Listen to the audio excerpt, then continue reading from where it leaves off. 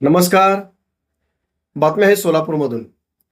सोलापूर म्हणजे घोटाळ्यांचा जिल्हा अशी पुन्हा एकदा चर्चा सुरू झालेली आहे. कारण चक्क जिल्हाधिकारी कार्यालयातच एक प्रकार घडलेला आहे. जिल्हाधिकाऱ्यांच्या अधिपत्याखाली असलेल्या ऑफिसर्स क्लबमधील कॅन्टीन, रेस्टॉरंट आणि बार चालवण्यासाठी काढण्यात आलेल्या निविदा प्रक्रियेवर सध्या या निविदेत सहभागी असणाऱ्या निविदाधारकांनीच आक्षेप घेतल्याची चर्चा सुरू आहे. त्यांनी एकूण 8 जणांनी निविदा भरलेल्या असताना आणि ही निविदा प्रक्रिया संपूर्णपणे पारदर्शक पद्धतीने पार पडायची असताना सुद्धा निविदा भरणाऱ्या कंत्राटदारांना आक्षेप का घ्यावा लागला? ऑफिसर्स क्लबचे सचिव संतोष देशमुख आणि खजिनदार योगेश पाटील यांनी डायरेक्टर नवनाथ इंदापुरे यांना ही निविदा का दिली? अनेक प्रश्न या ठिकाणी निर्माण होत आहेत मित्रांनो.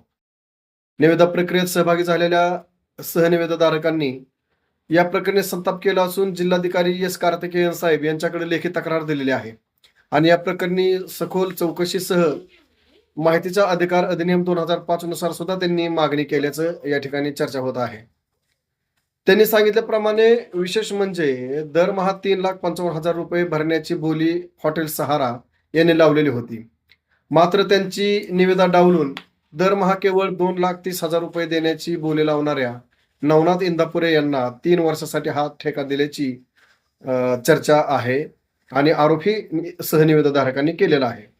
त्यामुळे जादा रक्कम देणाऱ्यांना डावलून कमी रक्कम निविदेद्वारे बोलणाऱ्यांची निविदा या ठिकाणी का मंजूर करण्यात आली? अगदी काही दिवसापूर्वी हा ठेका रद्द झाल्यानंतर जाहिरात प्रसिद्ध करून निविदा प्रक्रिया राबवण्यात आली.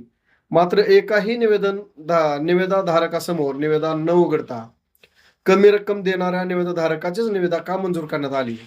यामागे गौडबंगाल काय? नेमकं कशासाठी हे झालं? अशी चर्चा सध्या सोलापूर परिसरात होताना दिसत आहे. हा घोटाळा जर जिल्हाधिकारी यांच्या अंतर्गत असणाऱ्या या ठिकाणी होत असेल तर जिल्ह्यामध्ये पुन्हा एकदा एक मोठा घोटाळा होतोय की काय, या संदर्भात चर्चा रंगत असताना आपण बघूया की जिल्हाधिकारी एस कार्तिकेयन काय निर्णय घेतात आणि या प्रकरणाला नेमकं कसं वळण लागतं हे पाहणं योग्य ठरेल. धन्यवाद.